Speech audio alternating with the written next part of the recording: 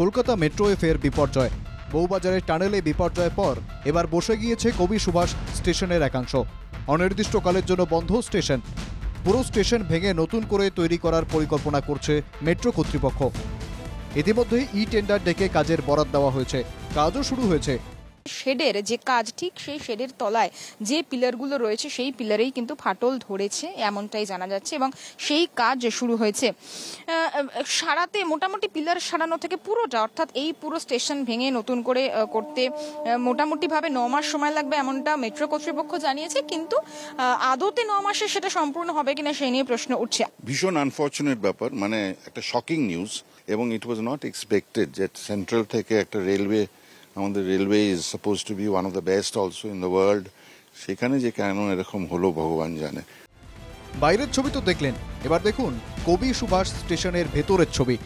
যে প্রথম যে পিলার, সেই পিলারটি কিন্তু বেশ খানিকটা হেলানো, অর্থাৎ টিল্ট, এবং ওপরে কর্মীরা তারা তৎক্ষণাৎ, বৃষ্টি পড়ছে, এখনো পর্যন্ত বৃষ্টি পড়ছে, তারা চেষ্টা করছেন ওপরের যে শেড সেই শেড খুলে ফেলে একেবারে নিচে পিলারে এসে স্যাম্পল নেওয়ার। কারণ কি কারণে এই ঘটনা ঘটলো এবং সেটা রক্ষণাবেক্ষণের অভাব, 15 বছর বয়স, বারবার প্রশ্ন উঠছে।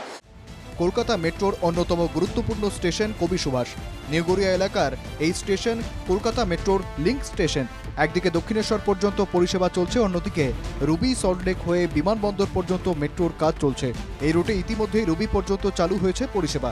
এছাড়াও দমদমের মতো কবি সুভাষ স্টেশনের পাশে রয়েছে নিউ গড়িয়া রেল স্টেশন। ফলে প্রতিদিন বহু মানুষ কবি সুভাষ স্টেশন হয়ে যাতায়াত করেন। তারা পড়েছেন বিপাকে, ছড়িয়েছে আতঙ্ক। বৃহস্পতিবার ঘড়ির কাঁটায় ঠিক 8টা 5।